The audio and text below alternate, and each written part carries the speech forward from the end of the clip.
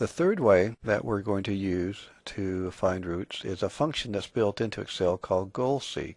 A simple way of thinking about it is goal-seek automates what we've done with the bisection routine. We need to start with an initial guess with goal-seek, but we don't have to have a high and a low. We just need to be close.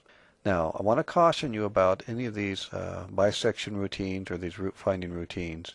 When you make a guess, you do have to have a pretty good idea where the root is. The reason I say that is because for a lot of polynomials, it's not going to be one root you're looking for. It might be 2, 3, 4, or 5. And where that guess is going to determine which root that you find. Most of these routines will return one root, so you'll have to use them over and over with different guesses to get the subsequent roots until you find all the roots. So with goal-seek, we'll begin with initial x. We're going to have a function out there, and the function is going to be related to that initial guess.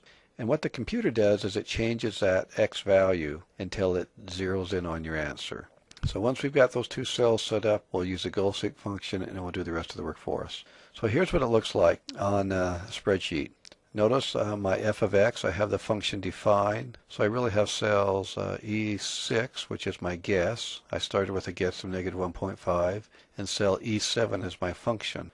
So with those two in there, I bring up the goal-seek box. I tell it to set cell E7 to 0 by changing cell E6. After you hit OK, you'll see something like this. In this particular case, goal-seek is telling you that x is equal to negative 1.414, and at that value, y would be equal to essentially 0.00028, or it's about 3/10,000ths from being 0. There's a tolerance on there that we can set, and the tolerance, I believe, is set to, by default, 1,000th. And so we can change that if this isn't accurate enough. So I said it can be changed. The way you would change that tolerance value is under Excel options.